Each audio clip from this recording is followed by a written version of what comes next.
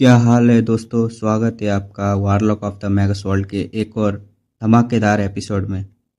चलिए शुरू करते हैं चैप्टर 129 जिसका नाम है एन इनकरेबल कर्स। पिछले चैप्टर के एंड में फाइली ने वो थोड़ी ज़्यादा लाल बीफ न खाई थी और आज आज सब कुछ ना रिवील होगा। तो चलिए शुरू करते हैं।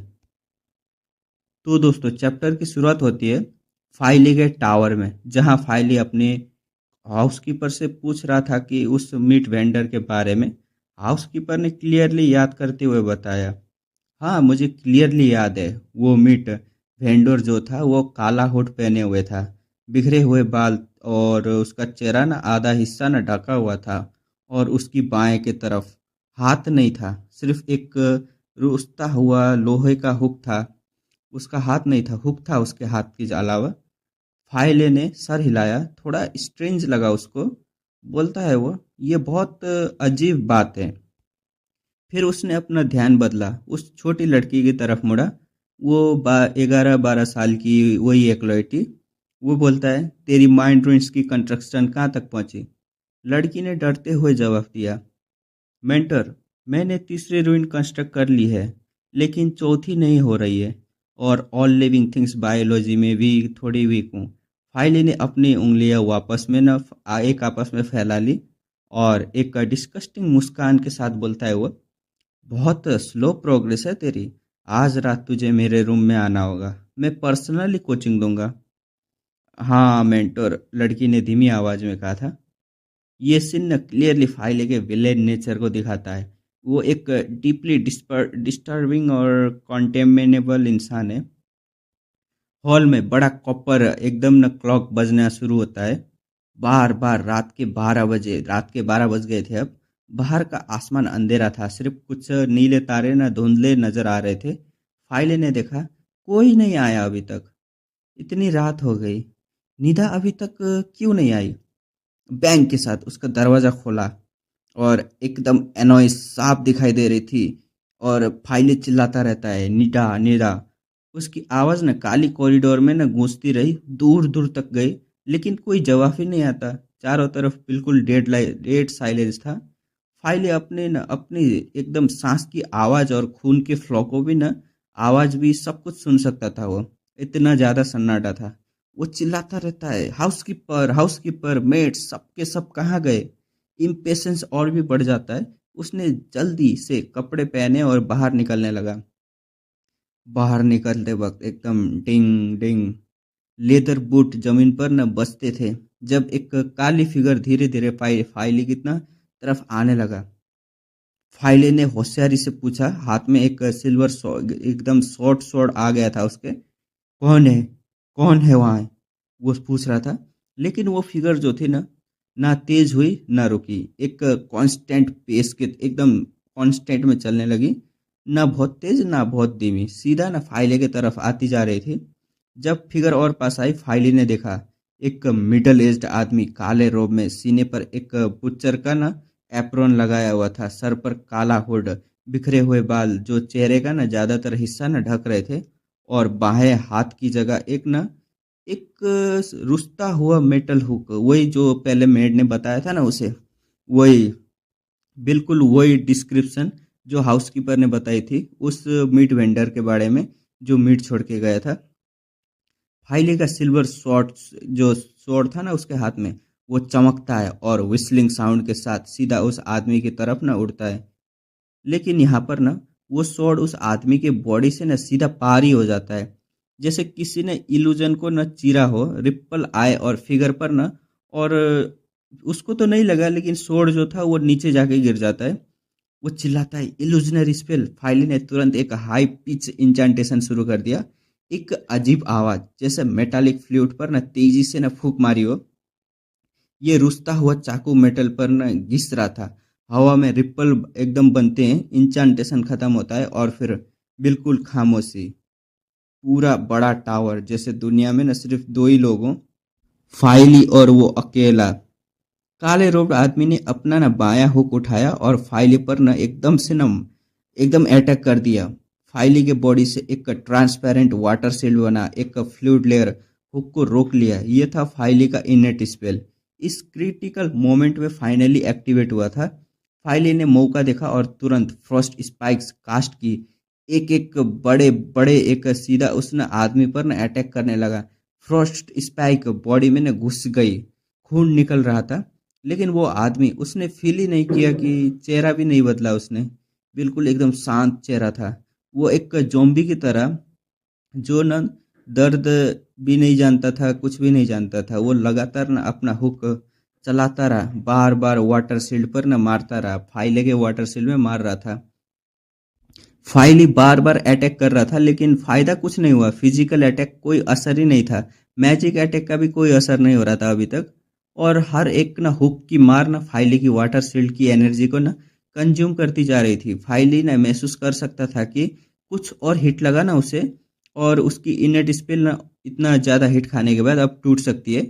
जिंदगी और मौत के दरमियान में फाइली ने वो किया जो उसी वक्त ना सिर्फ एक ही रास्ता था उसको, वो था भागना। और दोस्तों ये सीन ना बहुत ही सेटिस्फाइंग और थोड़ा डार्क कॉमिक जैसा लगता है। वो फाइली जो साउथ कोस्ट का फ्यूचर मोनार्क बनने के सपने देखता था, वो एक पल में अपने क्या बोलते हैं एक्लोइटिस डे में ना वापस पहुंच गया था, जब वो हर मैगोस के सामने सर झुकाता था। और अब वो अपनी जान बचाने के लिए भाग रहा था। लेदर बूट्स की आवाज पीछे और आती रहती, और फाइली और तेज भागता रहता। 20 मीटर, फिर 10 मीटर, फिर 5 मीटर, लास्ट में जाके 1 मीटर। फाइले ने टावर का बड़ा मेन डोर पकड़ा और जोर से खींचा, बाहर निकला। फिर डोर बंद हुआ और फाइली ने देखा वो अपने बेडरूम में था फिर से। और वो काला आदमी अभी सिर्फ 3 मीटर दूर था उसके सामने, और बोलता है अपना फाइली, क्या क्या हो रहा है, क्या क्या हो रहा है, क्या हो रहा है। वो ना कंफ्यूज हो गया था, बार बार यही वर्ड ना बोले जा रहा था। फाइले की दांतें पीस गई थी और वो फिर भागने लगा। फिर बेडरूम, फिर भागा, फिर बेडरूम, फिर भागा, फिर बेडरूम। हर बार दूर से बाहर निकलता, मतलब डोर से ना बाहर निकलता, लेकिन हर बार ना अपनी बेडरूम में ही वापस आ जाता है। एक घूमता हुआ नाइटमेयर, कभी ना खत्म नहीं होने वाला नाइटमेयर। आखिरकार लास्ट में फाइलेगा ना आंखों से आंसू ही निकल गए, नाक से एकदम न बह जा रहा था, बह जा रहा था। वो एक छोटे बच्चे की तरह अपने बेडरूम में ना दीवार से लग कर बैठ गया है, एकदम डोर जोर से बंद करके। वो बोलता है, मेंटोर, पापा, मम्मी, कोई कोई बचाओ मुझे। वो रोता रहा, चिल्लाता रहा, और फिर फुटस्टेप रुक गई। एक लंबी खामोशी के बाद फुटस्टेप दूर से न एक कदम दूर, और फिर न गायब हो गई। अबे गायब क्यों हो गई यार। फाइल कांपते हाथों से ना आधा घंटा रुका, फिर धीरे धीरे डोर खोला। बाहर कोई नहीं। एक लंबी सांस, और फाइले एकदम धड़ाम से जमीन पर न गिर गया, जैसे पूरी हड्डियां ना उसकी निकल गई हो। वो ना मनी मन कहता है, वो चला गया है। कल मेंटर को लेटर लिखूंगा, चेक करवाऊंगा क्या हुआ था आज। उसने डोर बंद किया, और जब मुड़ा, वही बिखरा हुआ चेहरा सीधा सामने, और साथ में वो काला मेटल हुक। इस बार हुक डायरेक्टली फाइले की डिफेंसिव फोर्स फील्ड तोड़कर घुस गया और उसकी दाहिनी आंख को न बाहर निकाल लिया। जिस पल आंख निकाली गई, काले और लाल रंग की थिक लिक्विड निकल गई, मतलब खून निकल गया। वो आदमी अभी भी एकदम सेटिस्फाइड नहीं था। उसने हुक दोबारा फाइले के सर की तरफ चलाया। फाइली जमीन पर गिरा। हुक गहराई से उसके दिमाग में घुस गया, और फाइली तभी एकदम इनवॉलेंटरी हिलता रहा। फिर सब कुछ बंद, सब कुछ बंद हो गया भाई। वो काला आदमी एक ग्रेसी बोन सॉ निकाला, मतलब कुछ निकाला उसने, और एक्सपर्ट हैंड से फाइली की लाश एकदम डिसमेंटल करने शुरू कर दिया। डिसेक्शन के बाद फाइली की मसल बिल्कुल साफ हो गई, और उनका रंग और भी ना लाल हो गया, थिक, वैसे जैसे बीफ ना एकदम बीफ की तरह लग रहा था। और बीफ की वो वेन्स होती है ना, वैसा ही लग रहा था। अब तो अब ना स्टोरी को एक पल के लिए ना वाइंडिंग एकदम बैक करते हैं, कल की सुबह का देखते हैं। वो काली रोड वाला आदमी टावर की किचन का दरवाजा खटखटाता है, और एक भयानक मुस्कान के साथ बोलता है, मीट खरीदोगे, मेरे पास अच्छी टेंडरलियन स्टिक है। दोस्त, क्या ये सुन के समझ आ रहा है तुम लोगों को क्या हुआ था पिछले एपिसोड में क्या हुआ था। फाइली ने जो थोड़ी ज़्यादा लाल बीफ खाई थी ना, वो क्लाइडे का गोश्त था भाई। क्लाइडे, वही जो उसने पहले मारा था लेलिन ने क्लाइडे को ना टॉर्चर करने के बाद ख़त्म किया, उसकी बॉडी प्रोसेस की और वो मीट के ना तौर पर ना फाइली के किचन में ना भेज दिया।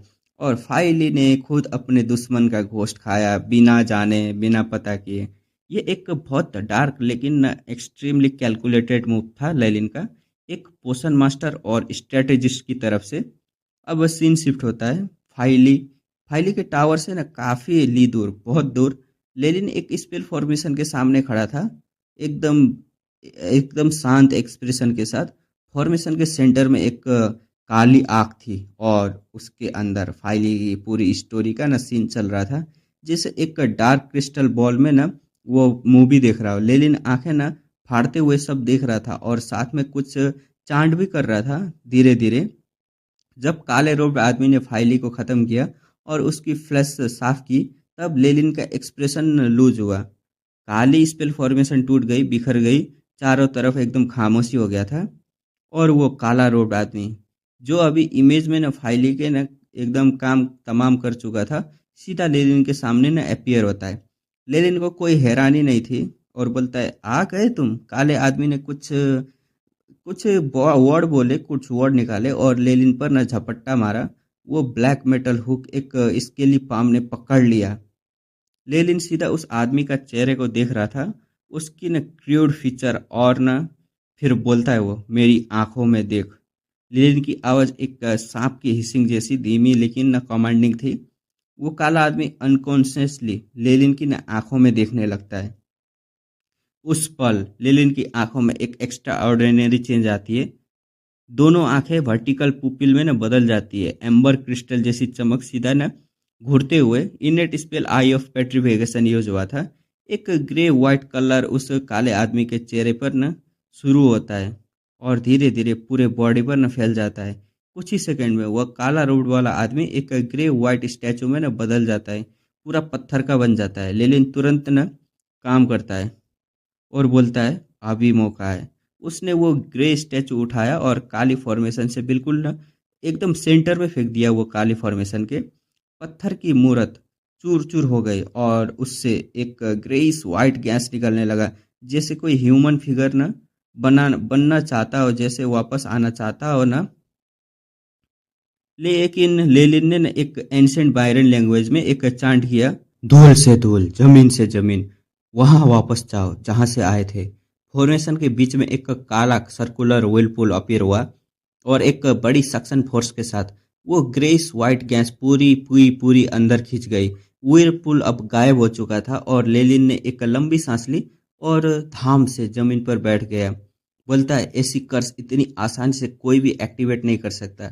लेलिन ने एकदम वॉरिडली मुस्काया, ये बहुत एग्जॉस्टिंग था उसके लिए भी। अब दोस्तों, लेलिन ने न सब कुछ एक्सप्लेन किया और हम भी समझते हैं। कलाइडे का काम तमाम करने के बाद न लेलिन ने जल्दी से न सेरेनिटी पोशन न बनाई और वारलॉक का इमोशनल फ्लक्चुएशन न सप्रेस किया। लेकिन फिर उसने सोचा फाइली को भी ख़त्म करना चाहिए जाने से पहले। लेलिन की सोच थी, लिलिटेल फैमिली ऑलरेडी मेरा वांटेड लिस्ट में है। उसने तो डाल दिया वांटेड लिस्ट में एबियस स्पोन फॉरेस्ट एकेडमी के जरिए। तो अगर पर्पल गोल्ड फ्लावर फैमिली भी ऐड हो गई तो मेरे परस्यूअर जो हैं, तो क्या फ़र्क पड़ता है, एक के बले दो। एक और तो क्या फ़र्क पड़ता है उसे। इसके लिए उसने ना ये कदम उठाया था। और बुक ऑफ जाइंट सरपेंट में लेलिन को एक रैंक 1 कर्स स्पेल भी मिली थी, जो फाइली को बिना किसी ट्रिक्स के न ख़त्म कर सकती थी। बाहर से कोई कनेक्शन नहीं, लेलिन तक पहुंच ही नहीं सकते। लेकिन लेलिन ने न एक्सपर्ट नहीं किया था, मतलब एक्सेप्ट नहीं किया था कि ये कर्स न इतनी खतरनाक होगी। ये तो स्पेल कास्टर को जो है ना, स्पेल कास्टर जो स्पेल ये यूज करता है, उसको भी ना एकदम उल्टा कर सकती है, रिवर्स कर सकती है, मतलब उससे भी मारने आ सकती है। फाइली के ख़त्म होने के वो ना मॉन्स्टरस तरीका देखने के बाद लेलिन के भी ना एकदम रू खड़े हो गए थे। ये रैंक 1 कर्स स्पेल ना यूज करने के लिए ना बहुत स्ट्रिक्ट रिक्वायरमेंट थी। पहली चीज़ थी, स्पेल कास्टर को एक डार्कनेस बॉडी चाहिए, क्रिएट करनी पड़ेगी, वो काले रोड मीट वेंडर वाला फिगर जैसा। और दूसरी चीज़, टारगेट की कोई सेंट ट्रेस चाहिए होती है, वरना कास्ट ही नहीं होगा। इसीलिए लेलिन ने वो मीट किचन में भेजी, फाइली ने खाया और ट्रेस मिल गया। तीसरी चीज, स्पेल कास्टर को स्पिरिट बॉडी की बेसिक पता होनी चाहिए। ये लेलिन ने एक्सट्रीम नाइट सिटी में ना सीखी थी, तो वो जल्दी पिकअप कर लेता है इन सब चीज़ों को। और एक और इम्पोर्टेंट लिमिटेशन, ये कर सिर्फ तब काम करती है जब टारगेट की स्टैट स्पेल कास्टर से ना कम हो। मतलब टारगेट करना का पावर जो है वो कम होना चाहिए जो इससे यूज कर रहा है। लेकिन लेलिन की ओवरऑल पावर फाइली से ज़्यादा थे, इसलिए ना कर्स काम कर गई। और डिस्टेंस की भी ना लिमिटेशन थी, एक सर्टेन रेंज तक ही ये स्पेल ना काम शुरू करती है और उसके आगे पीछे नहीं। एक लिमिटेशन ये भी है, बुक ऑफ जाइंट सर्पेंट में न लिखा था, कर्स तब काम करती है जब टारगेट की न हर एक स्टैट स्पेल कास्टर से न कम हो। अगर टारगेट की कोई भी एक स्टैट लेलिन से ज़्यादा होती तो कर्स की ताकत आधी से भी कम हो जाती। और एक और बात जो लेलिन को न बाद में पता चली, कर्स खत्म होने के बाद स्पेल कास्टर को एक वेंचफुल स्पिरिट का गुस्सा झेलना पड़ता है जो कर्स के प्रोसेस में सम्मन होती है। मतलब एक एंड में न एक और बैकलैश। लेलिन सोचते हुए सर हिलाता है, बोलता है मन ही मन, बिल्कुल बेकार है ये चीज़, इतनी सारी प्रिपरेशन सिर्फ उन टारगेट के लिए और काम करती है जिनकी स्टैट कम हो, और अंत में एक वेंचफुल स्पिरिट भी लास्ट में झेलना पड़ता है। लेकिन फाइली इस सब के लिए परफेक्टली सुइटेबल था। वो अभी अभी एडवांस हुआ था, सबसे सिंपल पाथ चूज किया था, इसलिए उसकी स्टैट लेलिन से कम थी। और लेलिन के पास फाइली की सेंट पहले से ही थी, जब वो बिक्की के साथ था तब कलेक्ट किया गया था। इन सब वजहों से फाइली बन गया लेलिन का पहला कर्स प्रैक्टिस टारगेट। लेलिन ने अपने कपड़े से न धूल झाटी और एक सोच में बोला, मुझे लगता है इस कर्स में कुछ तो प्रॉब्लम है, आगे ज़्यादा यूज नहीं करना चाहिए। लेकिन एक और राहत की बात बोलता है वो, लेकिन ग्रेट मैगस सेरलम का गायब होने के बाद साउथ कोस्ट में जो लोग इस कर्स को पहचान सकते थे वो प्रैक्टिकली है ही नहीं। और कास्टर कौन था ये ट्रेस करना तो और भी मुश्किल है। पर्पल गोड फ्लावर फैमिली चाहे कितनी भी इन्वेस्टिगेट करे, वो मुझ तक नहीं पहुंच सकती। लेकिन लेकिन ना बात में ना बहुत ज़्यादा स्ट्रिक्ट था, कोई भी ट्रेस मत छोड़ो, कोई भी लीड मत छोड़ो। और इस केस में वो ऑलमोस्ट ना परफेक्ट था। काम खत्म, लेलिन ने पोलफील्ड किंगडम छोड़ा। सीन शिफ्ट होता है इनलैंड ड्यूकडम। एक छोटा सा रास्ता, एक काली हॉर्स कैरेज तेजी से चल रही थी, लोहे से एकदम न वुडन व्हील्स क्रैक क्रैक की आवाज निकलते हुए। कोई शौक न एब्जॉर्बर नहीं था वहां पर। तो कैरेज के अंदर बैठे काफी न लोग अनकंफर्टेबल थे। हर एक गड्ढे पर कैरेज ऊपर नीचे न हुलती हुलती रहती, अंदर बैठे लोग भी हिलते रहते। इस कैरेज में न तरह तरह के लोग थे। एक वाइट एकदम वाइट बियर्ड ओल्ड मैन अपनी छोटी ग्रैंड डॉटर के साथ, कुछ बोलते हैं ना वांटेड वुमन, कुछ मर्चेंट और टोपी पहने अपने सामान न सीने से लगाए हुए थे। और इन सब के बीच एक काला क्लॉक यूथ। ये नौजवान पूरे काले बालों वाला, चमकदार खूबसूरत चेहरा, एक अजीब सा लेकिन पावरफुल करिश्मा लिए धीमी धीमी मुस्कान के साथ ना बैठा हुआ था। ये तो आप पहचान ही गए होंगे, लेलिन था ये खास में। फाइली का एकदम खत्म करने के बाद ना मैटर, अब लेलिन के मन में ना कोई बाधा या बर्डन नहीं था। वो सीधा पोलवेल किंगडम से निकला, जिथरमुन माउंटेन प्लेन्स क्रॉस किया। एक्लोइटी के लिए ये एरिया बहुत खतरनाक था, लेकिन लेलिन एक रैंक 1 वारलॉक है तो ये तो अपने घर जैसा एकदम ना बगीचे जैसा है उसके लिए, कहीं भी आराम से जा सकता है। घूमने जैसा है उसके लिए, फ्रीली एकदम घूम सकता है, उसके पास पावर है ना। इनलैंड ड्यूकडम पहुंचा और तब जाके लेलिन ने एक प्रॉपर रिलीफ की सांस ली। वो लोग पहुंच गए हैं इनलैंड, क्या बोलते हैं, इनलैंड ड्यूकडम। यहाँ एक इम्पोर्टेंट पॉलिटिकल अपडेट भी है। एफबीएस पोन फॉरेस्ट एकेडमी और सेज गौतम हुड के बीच में एक आर्मिस्टिक था, मतलब युद्धा बनता था। मतलब फाइट बोल रहे हैं ये लोग, फाइट हो रहा था ना उन दोनों मतलब फोर्स के बीच, एफबीएस बोन फॉरेस्ट और सेज गौतम हुड के बीच।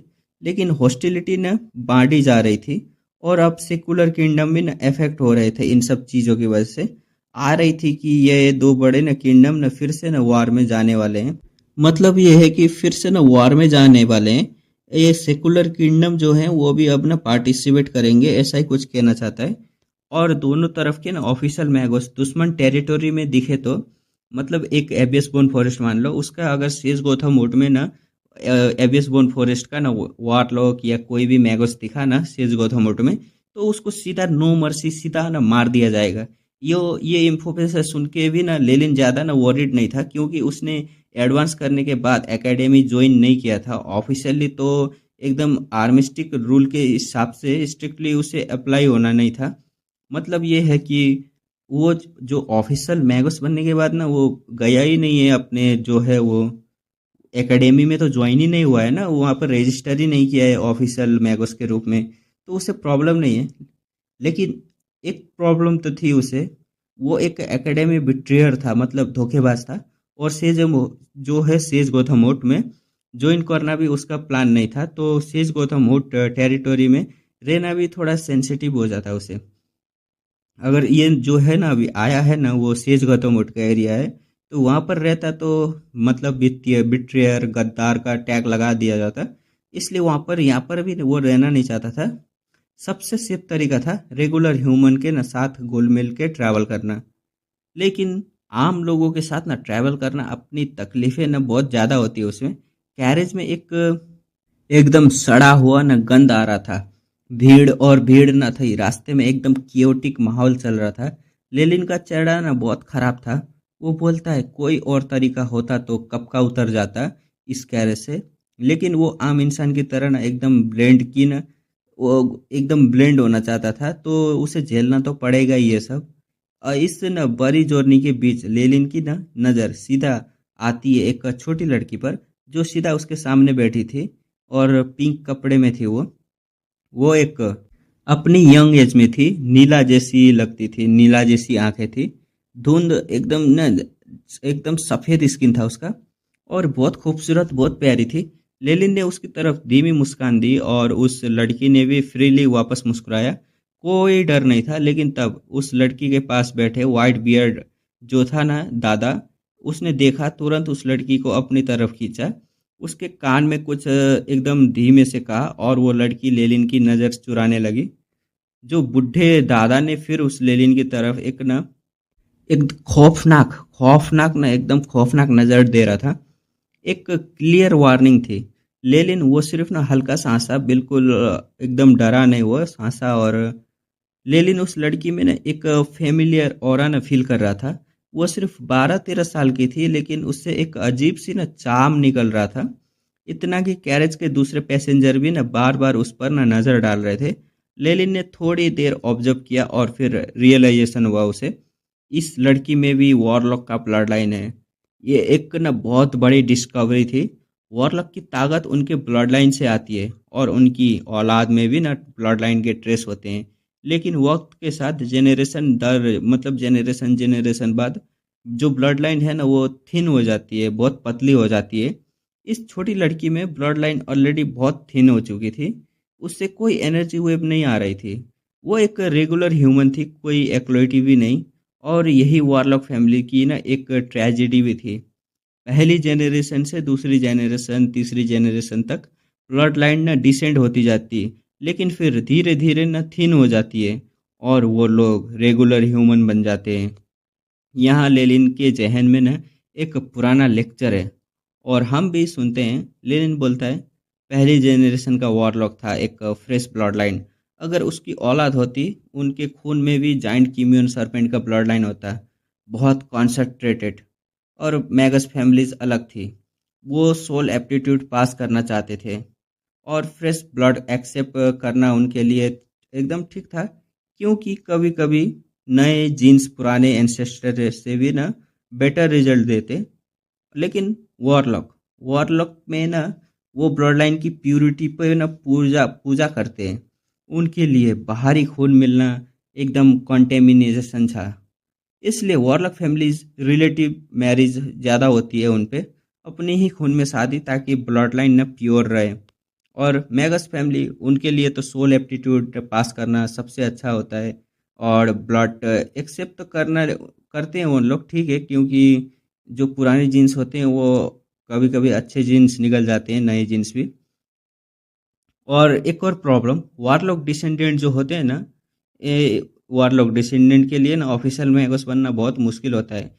उन्हें चाहिए था एक हाई ग्रेड मेडिटेशन टेक्निक जो उनकी ब्लड लाइन को ना सुइटेबल हो। ये टेक्निक जनरली पहली जनरेशन से ही पास होती है, लेकिन अगर ब्लड लाइन थिन हो जाती तो इनहेरिटेंस है ना, वो भी टूट जाती। तो वॉरलॉक फैमिली का ना डिक्लाइन शुरू हो गया था। मैगस फैमिली के डिक्लाइन में एक चांस होता था कि कोई डिसेंडेंट वापस ग्लोरी लाए, लेकिन वॉरलॉक फैमिली बहुत मुश्किल, जब तक कोई ओरिजिनल ब्लड लाइन सोर्स ना मिले या कोई और मेथड ना मिले ब्लड लाइन ना एकदम घटती रहती। लेकिन मैगस फैमिली का तो बताया ही गया है डिक्लाइन, वो तो एक चांस होता है उनके लिए। डिसेंडेंट जो हैं उनके अपने बच्चे वो वापस ग्लोरी ला सकते हैं, लेकिन वारलॉक का जो है उनके लिए बहुत मुश्किल है।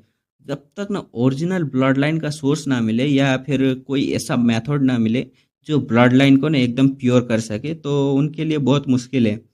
लेलिन के दिमाग में ना बुक ऑफ जाइंट सरपेंट से मिली इंफॉर्मेशन न घूम रही थी। सेंट्रल कॉन्टिनेंट में तीन बड़े कैटेगरीज थे। पहले जो हाई ग्रेड मेडिटेशन टेक्निक को ना एकदम रिवर्व करते थे, और दूसरी जो ब्लड लाइन को ना रिवर्व करते थे। रिवियर, हाँ रिवियर, रिवर्ब नहीं रिवियर है। रिवियर मतलब सम्मान जैसा है।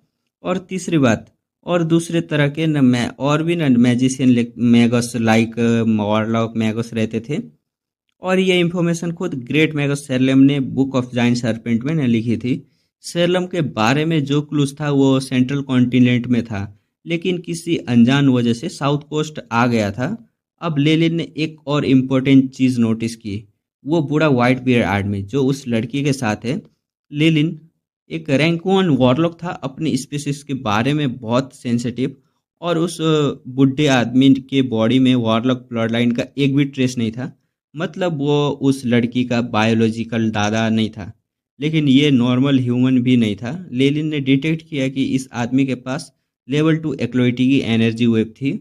और इंटरेस्टिंग, ये कोई हाइड गार्डियन है या फिर ये लड़की का एडॉप्ट किया हुआ भी तो हो सकता है।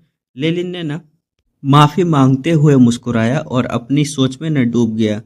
लेलिन इस लड़की में ना बहुत इंटरेस्टेड हो गया था, लेकिन क्लियरली रोमांस वाली इंटरेस्ट नहीं। ये एक वॉरलॉक की साइंटिफिक क्यूरियोसिटी थी। एक दूसरे वॉरलॉक का डिसेंडेंट एक कंपैरिजन सैंपल था। इससे लेलिन अपनी खुद की ब्रॉडलाइन स्ट्रेंथ को और बेटर समझ सकता था। और एक और आइडिया, वो सोचता है मनी मन, क्या मैं इस लड़की के खून से ब्लड एसेंस एक्सट्रैक्ट करके प्यूरिफाई कर सकता हूँ, ताकि एक और एंशियंट क्रिएचर का ब्लड लाइन हासिल हो। ये एक इंटरेस्टिंग पॉसिबिलिटी थी, लेकिन अभी लेलिन क्लियरली नहीं जानता था कि इस लड़की का सिचुएशन क्या है। वो बोलता है, क्या इसको सीधा उठा लूँ और खून ले लूँ, या फिर पास रह के ऑब्जर्व करता रहूँ। उसे नहीं पता था कि इस लड़की के पीछे कोई वॉरलॉक फैमिली तो नहीं जो बहुत पावरफुल हो, या पॉसिबिलिटी ना छोटी हो, लेकिन लेलिन रिस्क नहीं लेना चाहता था कुछ भी पॉसिबिलिटी हो। वो बोलता है, जल्दी सब पता चल जाएगा। लेलिन के होठों से न कॉर्नर से थोड़े मुड़े एक मिस्टीरियस मुस्कान के साथ। लेलिन ने काफ़ी दिनों के न ऑब्जर्वेशन में एक पैटर्न नोटिस किया। वो व्हाइट बियर बुड्ढा लगातार परेशान रहता था, जैसे कोई न बड़ा बोझ उसके कंधे पर हो। और हर एक दिन बीतते जाते थे, वक्त बीतता जाता था, वो और भी न इम्पेशेंट होता जा रहा था। वो बार बार कैरेज ड्राइवर से कहता, और तेज चलो। जब ड्राइवर ने मना किया, उसने तो कैरेज भी न छोड़ने के अकेले चलने का सोचा, लेकिन फिर कुछ याद आया उसे और उसने अपने आप को न रोक लिया। और ज़रूर इस स्लो कैरेज में एकदम न उसे बैठना पसंद नहीं था ये झेलते हुए। और मन ही मन कहता है अपना लेनी अंदर ही अंदर सोच रहा था, लगा है ये बुड्ढा किसी चीज़ से भाग रहा है, या किसी के पास पहुंचने की जल्दी है।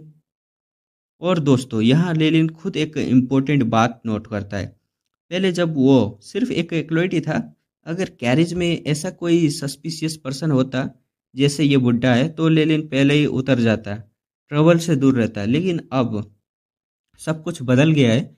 साउथ कोस्ट में रैंक वन मैगस बहुत बड़ी ताकत है, और मेन तो नए एडवांस हुए मैगस से भी ना थोड़ा, वो बोलता है अपने आप से ही, मैं तो जो नए हुए एडवांस मैगोस होते हैं ना, उनसे भी तो थोड़ा ताकतवर है। मुझे ट्रबल से डरने की ज़रूरत नहीं, मैं खुद ट्रबल हैंडल कर सकता हूँ। इस कैरेज की ना बोरिंग जर्नी में कुछ इंटरेस्टिंग ज़रूर होगा। लेलिन को यकीन था कुछ इंटरेस्टिंग होने वाला है। लगता है ये सफ़र इतना बोरिंग नहीं होगा, वो मन ही मन कह रहा था, अंदर सोच रहा था। वो ना इस लड़की के बारे में ना बहुत क्यूरियस था, लेकिन अभी तक एक्शन नहीं लिया था उसने। क्यों नहीं लिया था? लेकिन खुद सोचता है, लेकिन लेलिन अपना वो एक्शन इसलिए नहीं ले रहा था क्योंकि डर लगता था। नहीं, वो बोलता है मैं बस कुछ ना ये क्या बोलते हैं, इनकॉन्वेंशियस, मतलब कुछ डेंजर नहीं चाहता, वो बचना चाहता है इन सब से। लेकिन अब इस लड़की में कुछ ऐसा था जो जेन्युइनली लेलिन को इंटरेस्टेड करता था रिसर्च के लिए। और अगर रिसर्च कामयाब हो तो लेलिन को बहुत बड़ा फायदा होगा। तो प्लान क्लियर था, एक्शन लेना ही होगा, लेकिन कुछ असुविधा के साथ। मतलब कुछ केयरफुल्ली वो पहले ऑब्जर्व करेगा दुश्मन कितना पावरफुल है, वो सब चेक करेगा, फिर डिसाइड करेगा। अगर दुश्मन एवरेज होगा, लेलिन सीधा लड़की के ना एकदम पकड़ लेगा, उसे पकड़ के उसे एकदम चेक करेगा, कोई परवाह ही नहीं करेगा उसके बारे में। अगर दुश्मन बहुत ज़्यादा पावरफुल हो तो छोड़ देगा उसे, दुनिया बहुत बड़ी है। वॉरलक ब्लड लाइन वाले सिर्फ ये अकेली लड़की थोड़ी ना है। साउथ कोस्ट में बहुत कम होंगे, लेकिन सेंट्रल कॉन्टिनेंट में बहुत मिलेंगे उसको। लेकिन सेंट्रल कॉन्टिनेंट का जाएगा ये यार। कई दिनों बाद का सीन शिफ्ट होता है। कैरेज यॉर्क सिटी के ना डिस्ट्रिक्ट में पहुंचती है, इनलैंड डिक्डम से एकदम ड्यूकडम के ना बॉर्डर में। और वो बूढ़ा आदमी, उसकी एंजाइटी अब मैक्सिमम पर पहुंच गई थी।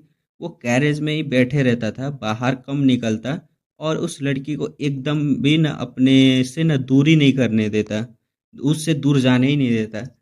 एक एकदम न धुंधली रात, आसमान ग्रे, सिर्फ हॉरिजन पर न कई थोड़ी रोशनी थी। कैरेज एक जगह पे रुक जाती है। थके हुए पैसेंजर नीचे उतरते हैं, एक बॉन फायर के आसपास सर्कल में बैठ जाते हैं। खाने पीने का सामान लाए थे, खाते पीते हैं। इतने दिनों के सफ़र में ना लोग एक दूसरे से ना फैमिलियर हो गए थे। एक छोटा मर्चेंट निकला, एक फ्लूट निकालता है, और उसे ना एकदम ट्यून वाइज गाने की तरह ना बजाना शुरू करता है। एक खूबसूरत औरत के साथ जो एक ना गॉर्जियस डांस करने लगती है उसके फ्लूट में। कुछ मिडल एज आदमी वाइन फ्लैक्स के साथ उस औरत के पास ना पहुंचते हैं, एकदम इम्प्रेस करने के लिए। उसे कोशिश करते हैं इम्प्रेस करने की। वो औरत हंसती रही, किसी को भी ना सीधा मना भी नहीं किया उसने। माहौल बिल्कुल ना एकदम फेस्टिवल जैसा लग रहा था। लोग नाचने गाने लगे। कैरेज ड्राइवर ने भी ना काफ़ी ना क्या बोलते हैं, घूंट एकदम, वो दारू पीने लगा, घूंट में घूंट मारते रहा। नाक से टिप टिप लाहल बह रहा था उसको। लेकिन वो एक न पेड़ की न तख्त पर न आराम से न टिका हुआ था, हाथ में वाइन लिए हुआ था। कभी कभी एक घूंट ले लेता था वो भी, और कैरेज की तरफ एक ग्लांस करता और मुस्कुराता। बोलता है वो, आज रात। बूढ़े ने फिर ड्राइवर से कहा था कि आगे चलो, अभी खतरा, अभी और भी टाइम है। लेकिन रात में न ट्रैवल करना बहुत खतरनाक होता है। ड्राइवर ने मना कर दिया इसके लिए। बाकी पैसेंजर ने भी न एग्री किया था इन सब से। बूढ़े का चेहरा वो देखने वाली चीज़ थी। और रात में वो कैरेज से बाहर भी नहीं आया था, निकला था। उस लड़की को भी न एकदम बाहर नहीं जाने दिया था। लोग गॉसिप करने लगे, तरह तरह की न एकदम बहुत न गंदी गंदी बातें कर रहे थे। लेकिन लेलिन जानता था सच। ये दो दो दादा पोती का नाटक कर रहे हैं। ये परस्यूअर से भाग रहे हैं, मतलब कोई होगा इनका पीछा करने वाला, उनसे भाग रहे हैं। और लगता है परस्यूअर आ भी गया होगा, मतलब आसपास ही होगा, यही कहना चाह रहा है। लेलिन ने ना सर घुमाया, एआई चिप एक्टिवेट किया। अंधेरे में ना कुछ फिगर छुपे थे जो अपनी एनर्जी वो अपना कंट्रोल नहीं कर पा रहे थे। रेडिएशन क्लियरली निकल रही थी उनसे। एआई चिप ने कंफर्म किया सबसे न ज़्यादा लेवल वाला भी ना लेवल 3 का एग्लोइटी ही है। तो बैंग के साथ एक लाल तीर डार्कनेस से सीधा निकलती है और सीधा कैंप के पास ना नाचते हुए मसल्ड हाफ नेक्ड आदमी के ना दिमाग को एकदम से घुस जाती है। खून के एकदम न खून एक पास वाली औरत पर ना उड़ जाता है उसका खून।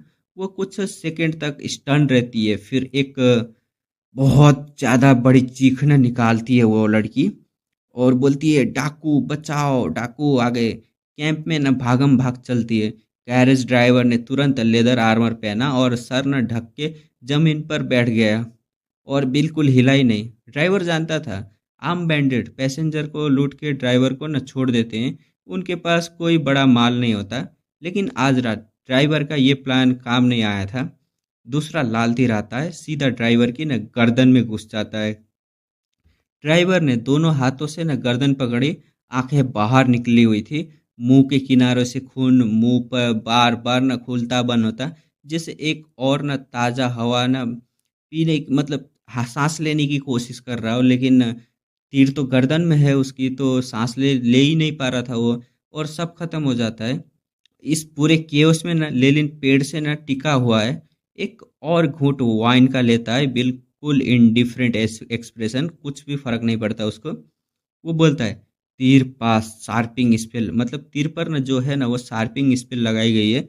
और इंटरेस्टिंग लगता है अपने लेलिन को, जैसे कोई बोरिंग एक्सपेरिमेंट देख रहा हो, कोई घबराहट नहीं उसे और कोई टेंशन भी नहीं है।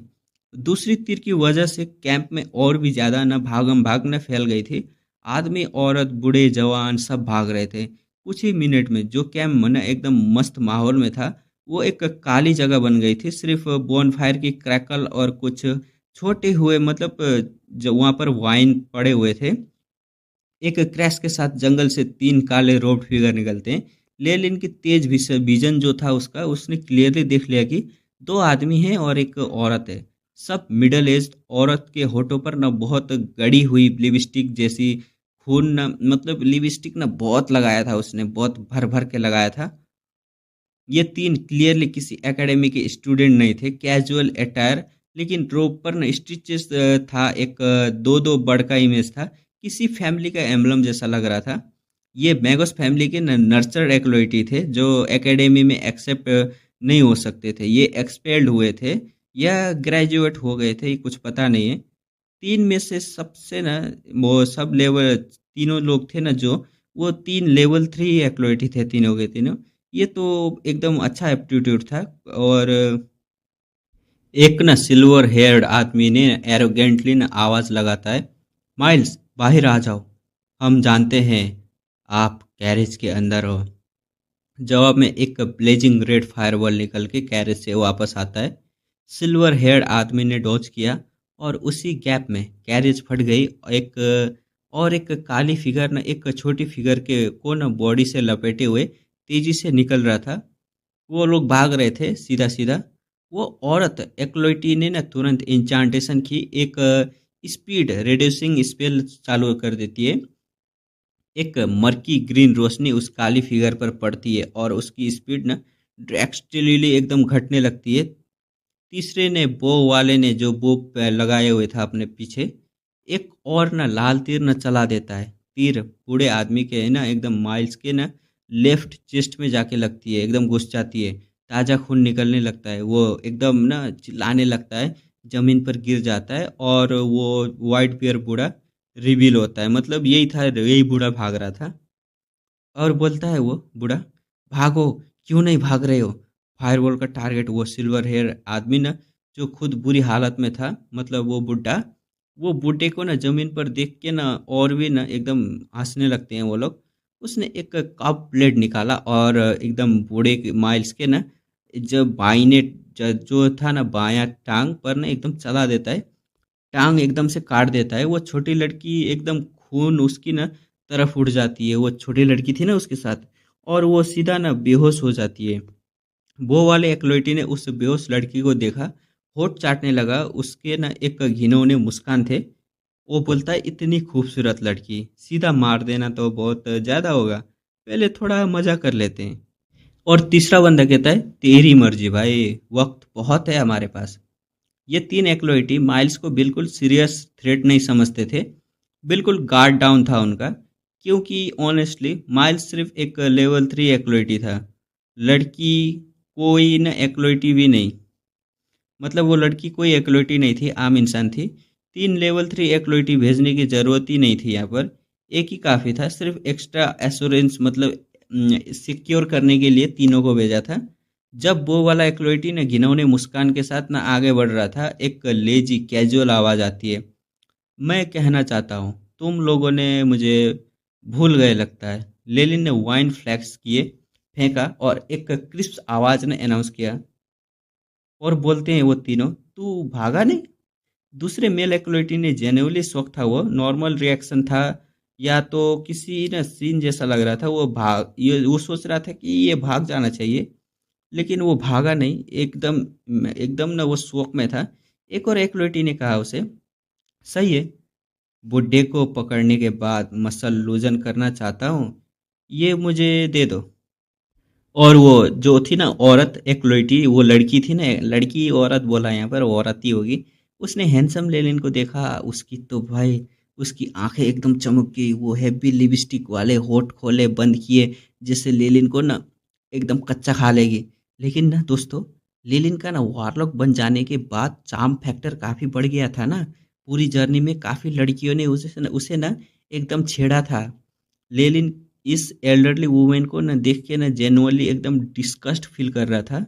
लेलिन बहुत सिंसियरली बोलता है, माफ़ी चाहता हूँ लेकिन आंटियों में मेरी कोई इंटरेस्ट नहीं है। और वो औरत औरत एक्लोइटी का चेहरा एकदम लाल। वो बोलती है, छोकरे छोकरे, मैं तुझे एकदम धरती में सबसे ज़्यादा दर्द फील कराऊंगी। 1 घंटे बाद अगर तू मेरे सामने कुत्ते की तरह नहीं झुका तो मुझे तेरी बहुत इज्जत करनी पड़ेगी। वो औरत ना एक्लोइटी जो थी, लेलिन को लिटरली काटना चाहती थी। उसी पल वो उसे इतना गुस्सा आ गया था। लेलिन ने एकदम कामली आंखें में एक आईसी फ्लैश के साथ जवाब देता है, ये जरूरत नहीं है। अगर तू अभी इस वक्त मेरे सामने कुत्ते की तरह नहीं झुकी तो मुझे तेरी बहुत इज्जत करनी पड़ेगी। मतलब उल्टा जवाब। और दोस्तों, लेलिन ने अपना ना कॉन्सिलमेंट स्पेल ना एकदम से हटा दिया। एक इमेंस फोर्स फील्ड पूरी एरिया को ना घेरने लगी कैरेज के आसपास। और वो लोग शॉक हो जाते हैं। ऑफिशियल मैगोस। वो सिल्वर हेयर्ड मेल लीडर की आंखें ना बाहर निकल आती है और वो एकदम धड़ाम से जमीन पर बैठ जाता है। ताकत ही नहीं बची थी उसको। वो बोलता है, माय लॉर्ड, गलती से आए थे, प्लीज माफ कर दीजिए। वो वाला एक्लोइटी लड़की में उसकी कोई इंटरेस्ट नहीं रही अभी तो। सीधा लेलिन के सामने घुटनों पर था। अंदर ही अंदर उस औरत एक्लोइटी के हजारों गालियां दे रही थी कि तेरी वजह से ये झंझट में फंस गए। वो औरत को इतना गाली दे रहे थे ना ये दो लोग मिलकर, उसके कान से ना अगर ना सुनती ना वो तो खून निकल आता। लेनिन ने वो औरत एक्लोइटी को एक टॉइंग एक्सप्रेशन से देखा और बोलता है, कैसा रहा? लो लो। वो औरत भी जमीन पर थी, जट एकदम कांप रही थी।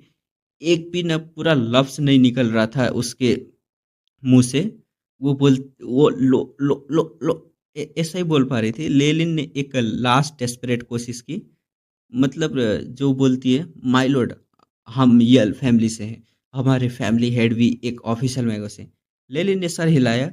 वो बोलता है, ये नाम फैमिलियर तो नहीं था। एआई चिप के डाटाबेस से स्कैन करके लेलिन ने तुरंत इंफॉर्मेशन निकाली। यल फैमिली इनलैंड ड्यूकडेम के एकदम ना साइड के एकदम प्रोविंस में फैमिली हेड का नाम सेम यल था। पहले सेज होते उठ का एक्लोइटी था। 30 साल की उम्र में ही वो ऑफिशियल मैगोस बन गया था। इंफॉर्मेशन सोर्स तो था वो हिस्ट्री ऑफ मैगोस फैमिलीज के पेज नंबर 1928 का था। एक बहुत छोटा इंट्रोडक्शन था इन लोगों के बारे में। एआई चिप के डाटाबेस से लगा ये एक नए नए बने ऑफिशियल मैगोस का फैमिली था। पूरी तरह एक एक्लोइटी की शॉकिंग एडवांस पर न डिपेंडेंट थे ये लोग। लिलेटेल फैमिली के सामने कुछ नहीं थे। बिक्की की टाइलर फैमिली से थोड़ा ही बेहतर थे। कोई बड़ा बैकिंग नहीं था। मैगोस वर्ल्ड में ये एकदम नए नए बने हुए मैगोस फैमिली थे। लेलिन एक्शन लेने ही वाला था। लीडर ने चिल्लाया, रुको रुको, मेरे पास हमारे फैमिली हेड का सीक्रेट इम्प्रिंट है। और उसने अपने कपड़े ना एकदम से फाड़ दिए। पहली लाइन, द सीक्रेट इम्प्रिंट, बस इतना ही लिखा है पहली लाइन में। एक सिंपल क्वेश्चन है, लेकिन ये ना लेनिन रुक जाता है। वो जो भी कर रहा था वो बंद कर देता है। मतलब कुछ इम्पोर्टेंट होने वाला है। ये एक ना रिएक्शन है, जैसे तुम्हें ना अचानक कोई फैमिलियर चीज़ ना सुनाई दे दी हो। लेनिन ने ना एकदम से सर हिला दिया, मतलब हाँ था। और वो बोलता है, मुझे पता है ये क्या है। और अपनी जो भी ना हरकत थी ना एकदम चल रही थी वो तुरंत रोक लेते हैं। फुल अटेंशन अब टॉपिक के ऊपर था। सीक्रेट इम्प्रिंट का ने एक्सप्लेनेशन होता है यहाँ पर। अब ऑथर ने सीधा एक्सप्लेन करता है इस सबको। ये सीक्रेट इम्प्रिंट क्या होता है? ये ना एक कम्युनिकेशन टूल है सिर्फ ऑफिशियल मैगोस के लिए। मतलब जो लोग एक्लोइटी लेवल पर करके ना ऑफिशियल मैगोस बन गए, वही लोग इस चीज़ को ना यूज कर सकते हैं। मतलब एक्लोइटी लेवल पार करके ऑफिशियल मैगोस लोग ही इस चीज़ को यूज कर सकते हैं। आम आदमी के लिए नहीं था ये। जब भी ना कोई नए ऑफिशियल मैगोस बनते हैं, वो अपने लिए एक स्पेशल साइन बनाता है, अपना पर्सनल सिंबल जैसा, अपनी पहचान है ये। जैसे आजकल लोगो होता है ना और कंपनीज के लिए, वैसे ही हर मैगोस का ना अपना यूनिक मार्क होता है। और ये इम्प्रिंट फ्यूचर में ना काम आता है कम्युनिकेशन के लिए। मतलब तुम अपना इम्प्रिंट ना किसी जगह छोड़ सकते हो या किसी को दे सकते हो, और इसे ना कांटेक्ट हो सकता है तुम्हारे साथ, एक तरह का मैजिकल विजिटिंग कार्ड जैसा समझ लो। कुछ मैगोस तो ना इतना आगे जाते हैं कि वो ये ना इम्प्रिंट अपने फैमिली मेम्बर या स्लेब में भी ना लगवा देते हैं। मतलब ये एक पावर सिंबल भी है। अगर तुम पे ना मेरे इम्प्रिंट का ब्रांड है, तो तुम मेरे अंडर हो, मेरी अथॉरिटी तुम्हारे ऊपर है। लेनिन ना लेनिन का अपना इम्प्रिंट भी है। अब लेनिन का ना अपना इम्प्रिंट ना डिस्क्राइब होता है एक उल्टा ट्रायंगुलर सर्कल के अंदर, और उस ट्रायंगल पे ना एक काला सांप है जो ऊपर की तरफ ना लिपटा हुआ है। यार ये साइन ना सुनो तो कितना डार्क और मिस्टीरियस लगता है। बिल्कुल लेनिन की ना पर्सनैलिटी जो है उससे मैच करता है। सांप काला रंग, उल्टा, एकदम ट्रायंगुलर। सांप कुछ एक तरह का ना डेंजर और मिस्टीरियस एकदम रिप्रेजेंट करता है। और अब ना सीन शिफ्ट होता है। सामने जो यल फैमिली का लीडर खड़ा है, उसके चेस्ट पे ना एक नीले दो दो बर्ड का ना एकदम फ्लैश आता है। इमेज फ्लैश हो रहा था लाइट के साथ। मतलब उसका इम्प्रिंट ना एकदम से एक्टिवेट हो रहा था। वो अपने बॉस को ना कांटेक्ट कर रहा था, ऐसा ही समझ लो। ये कम्युनिकेशन स्टार्ट करने का ना इतना आसान नहीं था उसके लिए। इसकी बहुत बड़ी एकदम कॉस्ट भी लगती थी। स्पिरिचुअल फोर्स और मैजिक पावर दोनों ना लगते थे इसमें, वो भी बहुत ज़्यादा मात्रा में लगते थे। ये एक लग्जरी कम्युनिकेशन है, मतलब सस्ता नहीं है यह।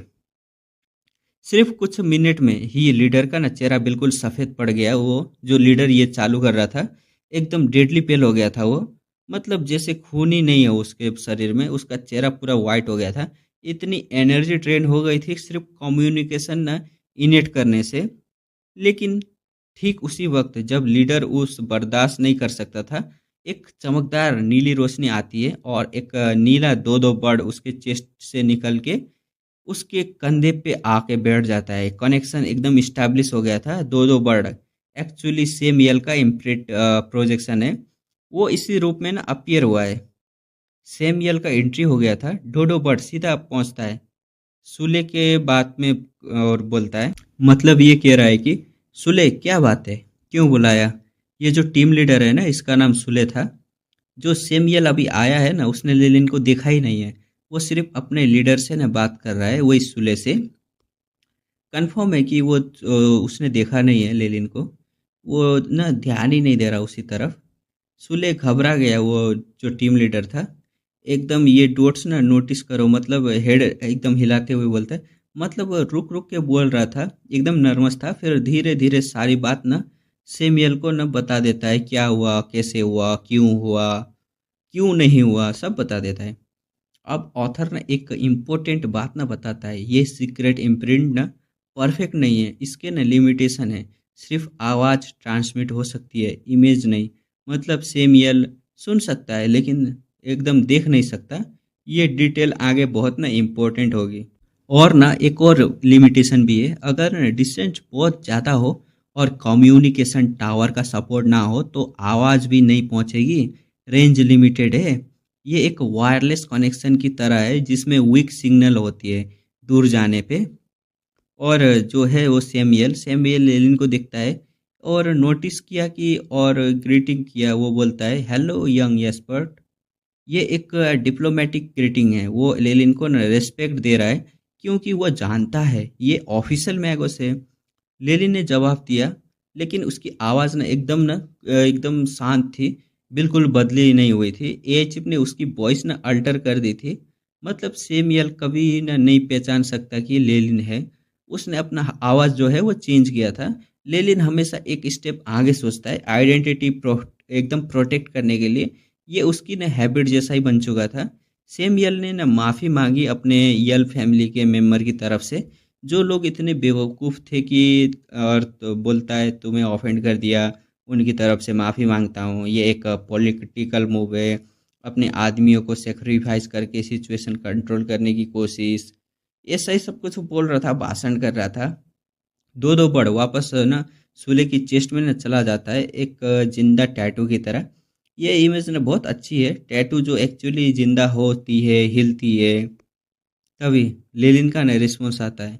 लेलिन ने कहता है इन्हें प्राइज देनी पड़ेगी, कोई माफ़ी नहीं। टोन में ना एकदम मर्डरस इंटेंट क्लियरली दिख रहा था, वो कॉम्प्रोमाइज नहीं कर रहा था।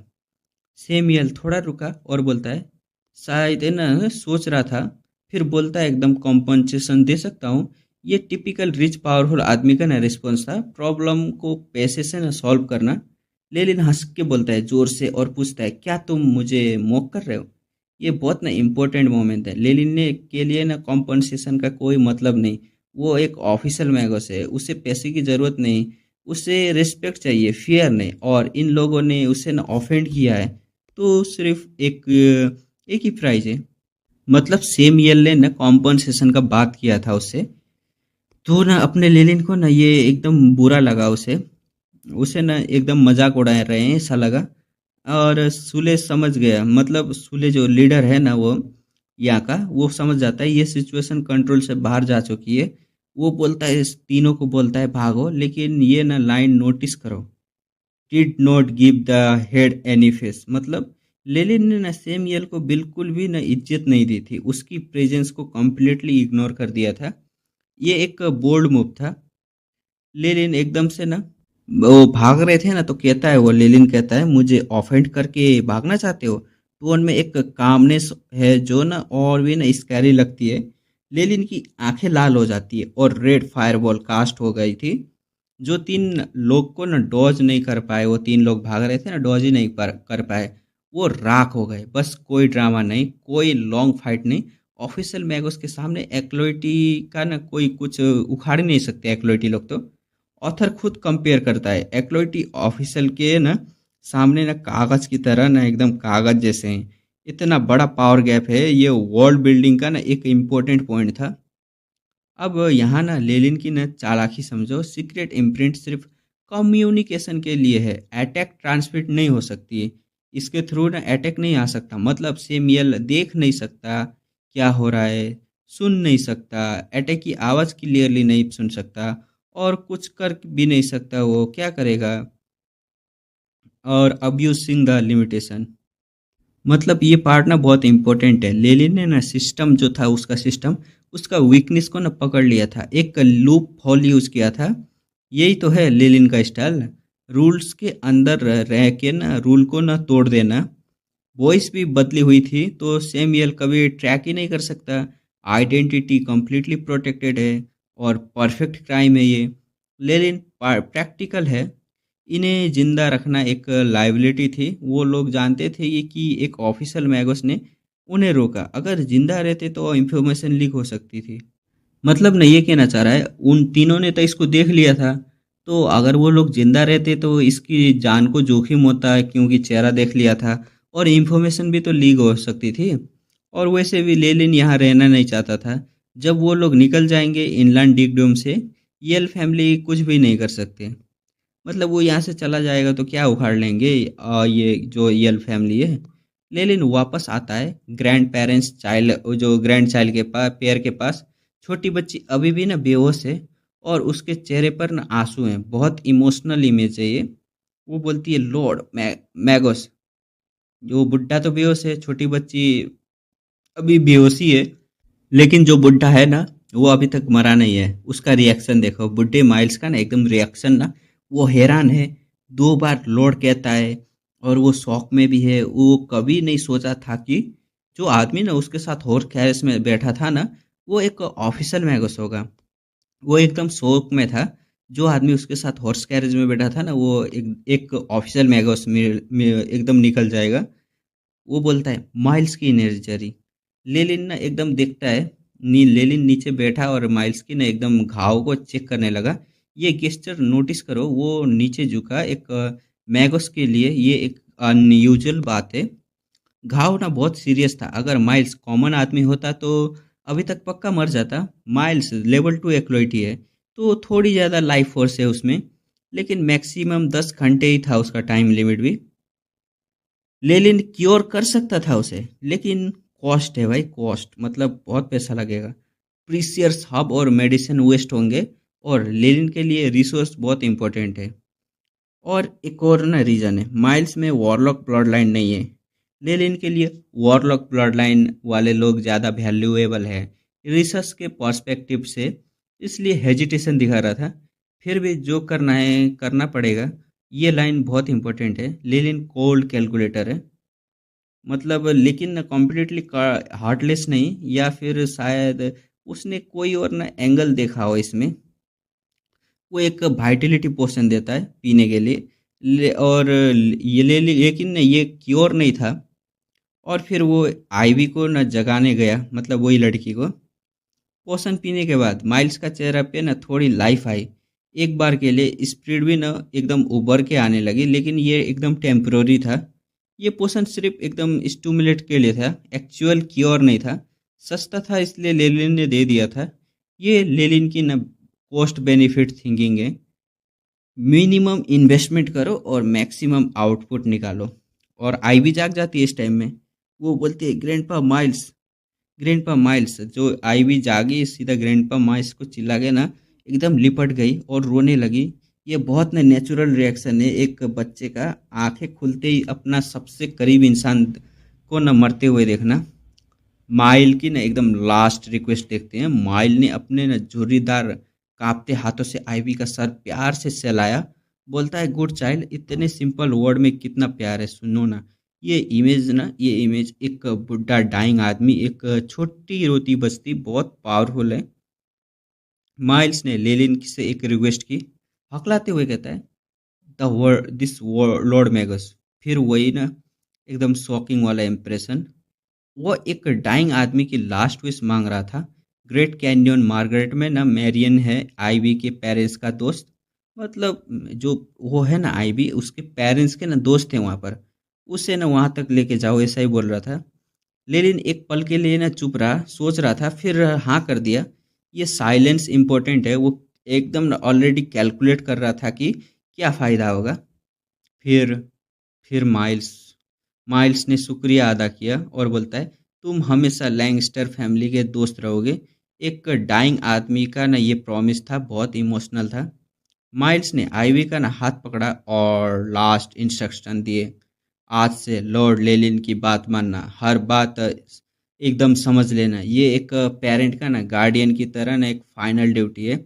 अपने बच्चे को एकदम सेफ, मतलब सेफ हाथ में ना सौंपना। और जैसे ही माइल्स ने ये बात कही, काला लाल खून उसके होठों से ना बाहर निकला, जैसे पूरी रिमेनिंग एनर्जी जो थी उसी लास्ट मैसेज में न चली गई हो। बहुत ग्राफिक लेकिन ना मीनिंगफुल मोमेंट। वो न आईवी ने कहा, फिर मैं समझ गई, हकलाते हुए कहती है, रोते हुए कहती है। वो जानती है कि क्या होने वाला है। ये एक बच्ची के लिए बहुत बड़ा मोमेंट है। माइल्स मुस्कुराया, एकदम एक सेटिस्फाइड स्माइल के साथ अपना नाम पुकारा, मतलब पुकारा, और फिर आंखें ना हमेशा के लिए ना बंद कर ली। अब अपना काम तो पूरा हो गया था उसका।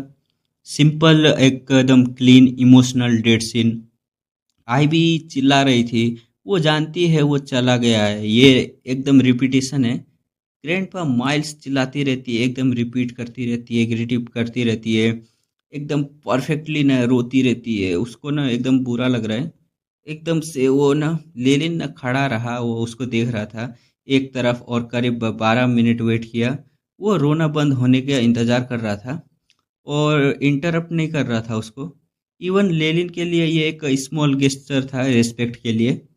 जब हाईवे रुक गई, लेनिन ने प्रैक्टिकल बात की, ग्रैंडपा माइल्स का ना दफनाना पड़ेगा। और हाँ, तुम्हारा नाम क्या है, वो पूछता है। एक बार में दो काम, इमोशनल ट्रांजेक्शन और इन्फॉर्मेशन भी ले लिया उसने। आई भी ना आवाज एकदम एकदम रोती हुई आवाज थी, लेकिन रेस्पेक्ट से भरी हुई। बोलती है सर, ऐड करते हुए बोलती है वो। आई भी जानती है सिचुएशन समझना और अकॉर्डिंगली ना रिस्पॉन्ड करना। स्मार्ट बच्ची है। आई भी खुद एक्लोइटी नहीं है, लेकिन मैगस फैमिली में न पली बड़ी है, तो मैगस की पावर स्टेटस सब समझती है। लेलिन के हाथ ना रिस्पेक्ट से ना पेश आने का ना उसके लिए एकदम उसके लिए आसान था। रिस्पेक्ट से ना पेश आना उसके लिए ना नेचुरल था। 1 घंटे बाद दोनों माइल्स के ना नए कवर के सामने खड़े हैं, चुपचाप एकदम शांत है, ट्रिब्यूट दे रहे हैं उसको। लेलिन ने ये किया, ऑफिशियल कवर बनाई। और यहाँ भी ना एक अनएक्सपेक्टेड गेस्चर है उसकी तरफ से। अब माइल्स और आइवी की बातों से ना लेलिन को लैंगिस्टर फैमिली का पूरा बैकग्राउंड ना पता चल गया था। अब ऑथर हमें भी बताता है। लैंगिस्टर फैमिली छोटी सी फैमिली, एक इनकम्प्लीट मेडिटेशन टेक्निक इनहेरिटेशन थी। उनके पास र्यूमर मतलब पक्का कंफर्म नहीं, लेकिन नोन था कि कुछ हद तक वॉरलॉक ब्लड लाइन के वीक होते गए। कई ऑफिशियल मैगोस नहीं बने तो स्टेटस ने गिर गया। वो ये जो था ना ये भी वॉरलॉक ब्लड लाइन से ही आते हैं, तो कई मैगोस ना नहीं बन पाए कोई। इनके ना जो थे ब्लड लाइन वो थिन होते गए, गिरते गए। और मैगोस वर्ल्ड में ना पावर ही सब कुछ होता है, बिना पावर के फैमिली को चलती ही नहीं है। और 200 साल पहले वो इनकम्प्लीट जो थी टेक्निक वो भी खो गई थी इन लोगों के हाथों से। एक एक्सीडेंट में डबल ट्रेजिडी हो गई। पहले ब्लड लाइन वीक थी, फिर टेक्निक भी चली गई। तो अब वॉरलॉक की एक मेजर लिमिटेशन ये है, वो सिर्फ अपने ब्लड लाइन के कॉम्पैटिबल मेडिटेशन टेक्निक यूज कर सकते हैं। नॉर्मल एक्लोइटी टेक्निक उनके लिए यूजलेस है। तो बिना अपनी टेक्निक के कल्टीवेशन एकदम बंद सी हो गई थी। तो नेचुरली कोई मैगोस नहीं बना। और फैमिली एकदम क्या बोलते हैं डिक्रीज होती गई। और ये एक सैड बट लॉजिकल डिक्लाइन था उनके लिए। और वो डिक्रीज होती गई, क्या कर सकते हैं। वारलॉक का किस्मत भी बहुत खराब है। जंगल या किसी खुले मैदान में एक रफ एक मेकशिफ्ट कैंप जैसा, कोई फैंसी जगह नहीं, बस एक टेम्पररी जगह। कैंप के बीच में एक टेंट खड़ा है। और ये टेंट के अंदर टेंट के बगल में ना एक छोटी सी आग जल रही है, चमकदार एकदम पीली लहरें, ब्राइट येलो फ्लेम लगातार एक मेटल पोर्ट के ना एकदम ना वो ऊपर नीचे कर रही है। ले एकदम अगेंस्ट। ये बहुत ना अच्छा डिस्क्रिप्शन है, जैसे आग ना पोर्ट को ना प्यार से छू रही हो बार बार। एक कोजी पीसफुल सीन है। उस मेटल पॉट में क्या पक रहा है समझो। एक ब्रोथ यानी एक सूप पक रहा है। एक सूप टाइप का चीज जिसमें ना कुछ मशरूम के टुकड़े हैं और बीफ, काफी सारे बीफ पी हैं। बीफ जर्की मतलब सूखा हुआ मांस और प्रिजर्व्ड मीट समझ लो। तो ये एक ना सिंपल सर्वाइवल मील था। जंगल में जो अवेलेबल था वो एकदम से ना डाल दिया था वो पॉट में। आग के पास अब ना पास काफी सारी ना एकदम ना कांटी वाली ना डालियां एकदम ना गाड़ी हुई थी, मतलब फोक्ड ब्रांचेस थी जिन पे ना छोटी छोटी ना मछलियां ना ग्रिल हो रही थी। ये क्लासिक जंगल कुकिंग टेक्निक है।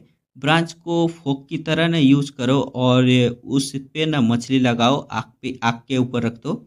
और साथ में कुछ बारबेक्यूड मीट भी, यानी सीधा आग पे सेका हुआ मांस। उस मीट से ना छोटी छोटी ना बबल्स निकल रही हैं और एकदम सोने जैसा पीली चिकनी गोल्ड येलो ग्रीज लगातार नीचे टपक रही है। और सिजलिंग मीट की खुशबू पूरी हवा में ना फैली हुई है, एकदम फैली हुई है हवा में। यार मुझे भी भूख लग रहा है अब। ये डिस्क्रिप्शन पढ़ के ही ना भूख लग रही है। ऑथर ने इतने डिटेल में लिखा है कि आप लिटरली ना वो सीन फील कर सकते हो। साउंड, स्मेल, सब कुछ। अब सीन में ना आईवी आती है। आईवी यानी वही लड़की, छोटी सी एकदम सुंदर लड़की और एकदम चांदी जैसे वाल। वो एक तरफ बैठी है और एकदम पीपी वो हॉट खाने के लिए ना एकदम देख रही है। वो हॉट को मतलब बिल्कुल ताज़ा गरम गरम, वो भी देख के ना पेट गुड़गुड़ा रहा होगा उसका।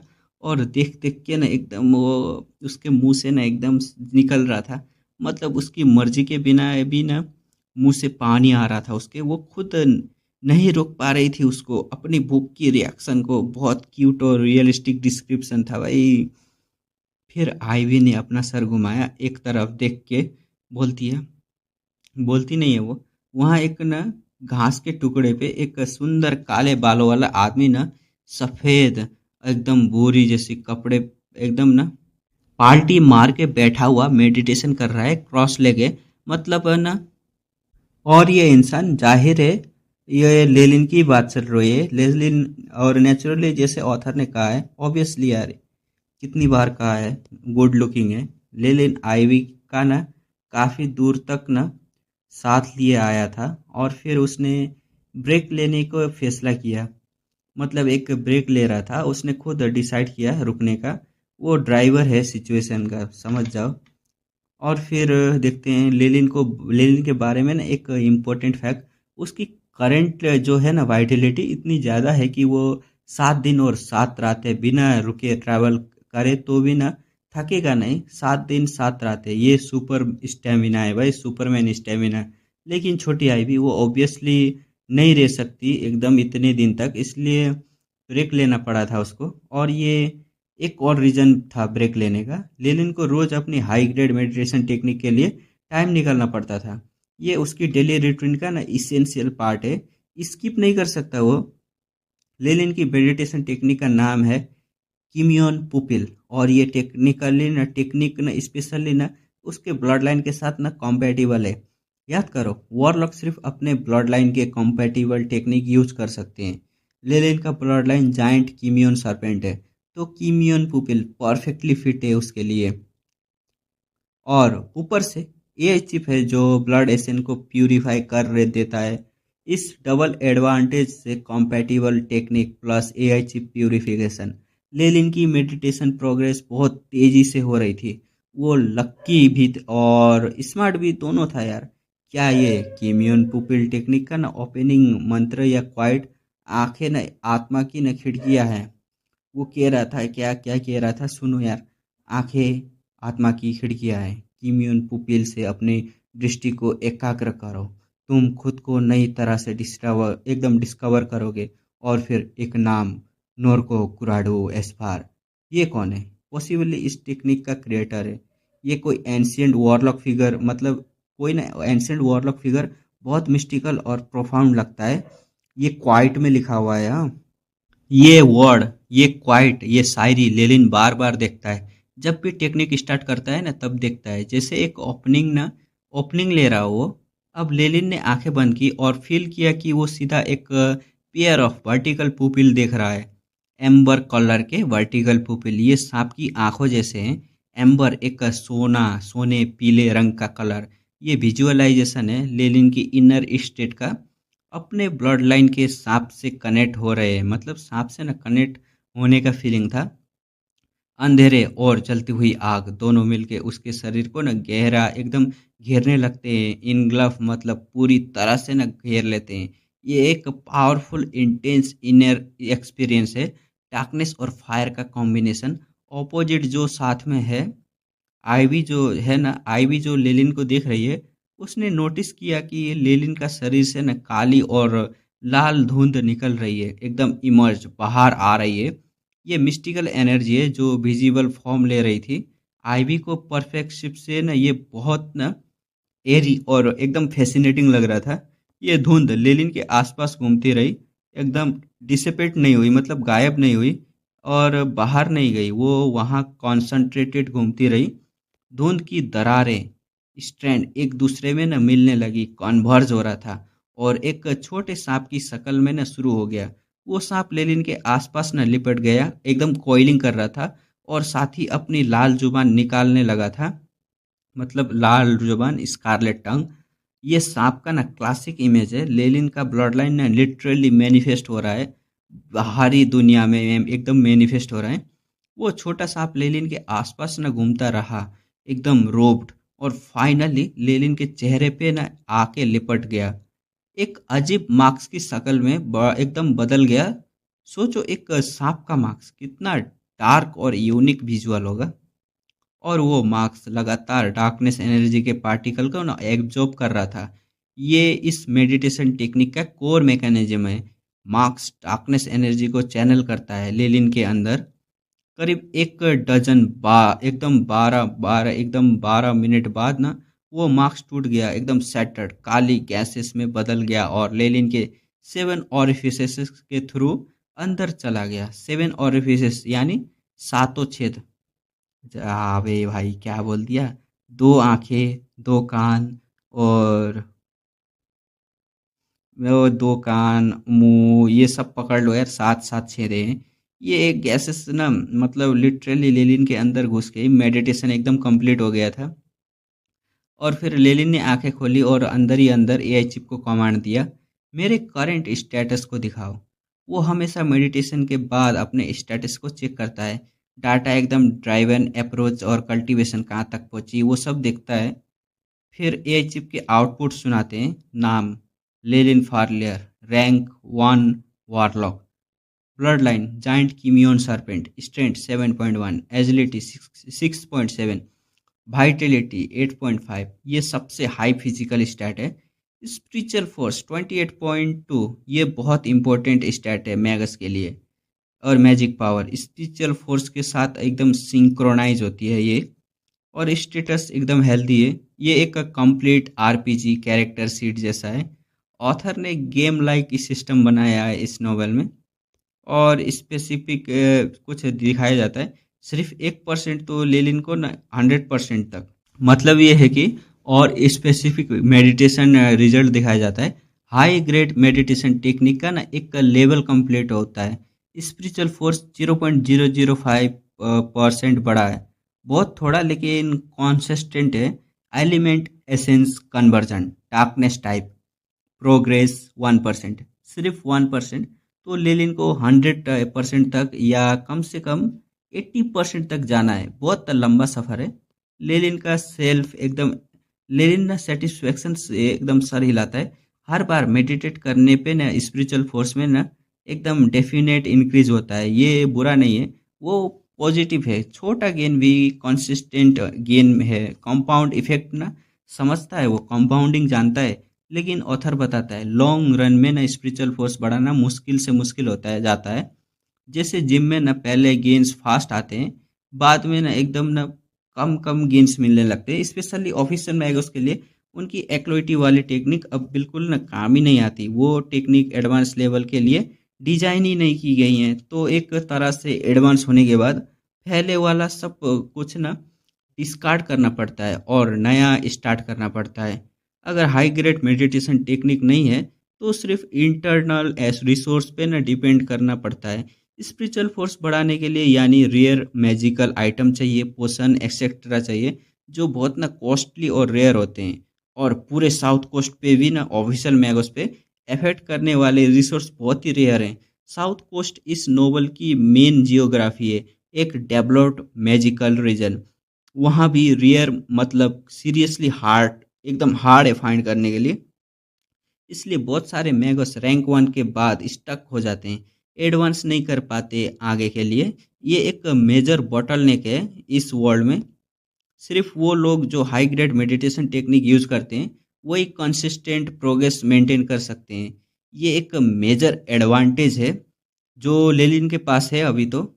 लेकिन ये मेडिटेशन टेक्निक भी इजी नहीं होती, हर लेवल एक्सट्रीमली चैलेंजिंग है। पहला लेवल ठीक है ठाक है, मैनेजेबल है, लेकिन उसके बाद हर लेवल में दसियों 100 साल लगते हैं। और 10,000 मतलब सैकड़ों साल एक लेवल क्रॉस करने में पूरी ह्यूमन लाइफ टाइम से ज़्यादा लगते हैं। और स्पेशल कैरेक्टर जैसे यानी यूनिक एबिलिटी जो टेक्निक देती है वो भी प्रोग्रेस के साथ मुश्किल से मुश्किल होते जाते हैं अनलॉक करने के लिए। लेलिन के एस्टिमेटेड 10 लेवल के बाद हजारों साल लगेंगे एक लेवल से दूसरे लेवल पर जाने में। और इसीलिए बहुत सारे मैगस अपनी नेचुरल लाइफ स्पैन एडवांस नहीं कर पाते वो नेचुरल लाइफ स्पैन में, और सीधा बुढ़ापे में मर जाते हैं। प्रोग्रेस इनकम जो इनकम्प्लीट रह जाती है। कितनी ट्रेजिक सिचुएशन है, इतनी पावर होते हुए भी टाइम के सामने ना हार मानना पड़ता है। लेलिन ने एआई चिप को ना टास्क दिया, कैलकुलेट करो कितना टाइम लगेगा मुझे रैंक 2 वारलॉक बनने में करंट प्रोग्रेस के हिसाब से। ये चिप प्रोसेस शुरू करता है, मिशन एस्टेब्लिश होता है, डाटा गेदर हो रहा है, सिमुलेशन चल रहा है। ये प्रोसेसिंग ना एक बीप ऑफ फ्रैगेट और बहुत फ्यूचरिस्टिक और टेक्निकल फील्ड डाटा के साथ ना इस फैंटेसी वर्ल्ड को ना रिप्रेजेंट करती है। रिजल्ट आता है 14 साल और 7 महीने। क्वाइट स्पेसिफिक, एआई चिप ने सिर्फ 14 साल नहीं बोला, 14 साल और 7 महीने बोला, एकदम प्रिसाइज लेवल पर देख के बोला। लेलिन के पास लिटरली एक पर्सनल सुपर कंप्यूटर है। लेनिन को का ना रिएक्शन काफ़ी लंबा टाइम है वो, लेकिन वो रेगुलर मैगो सैकड़ों सालों में एडवांस नहीं कर पाते।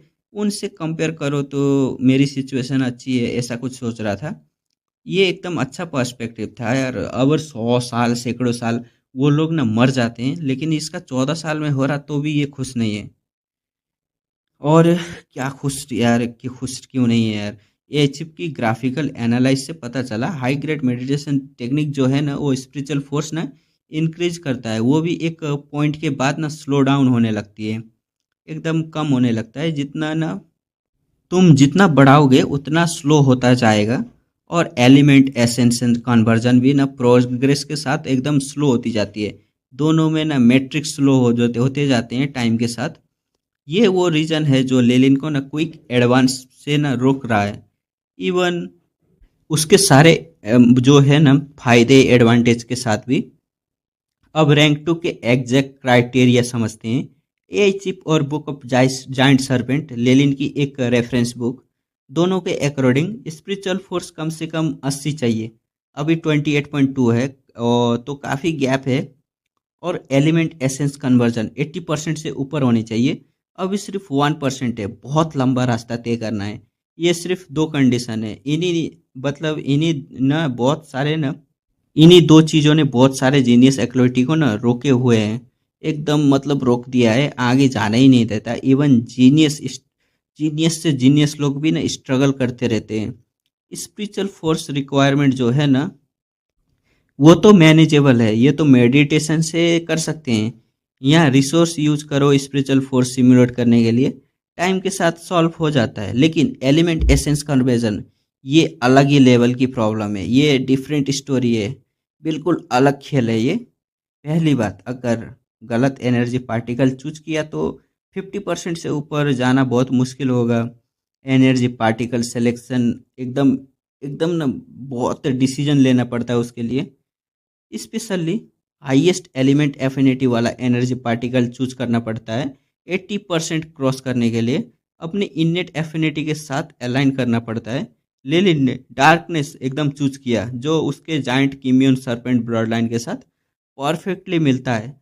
और 80% या तो बस मिनिमम है, ये तो ना बस मिनिमम है, 80% जो है वो मिनिमम है।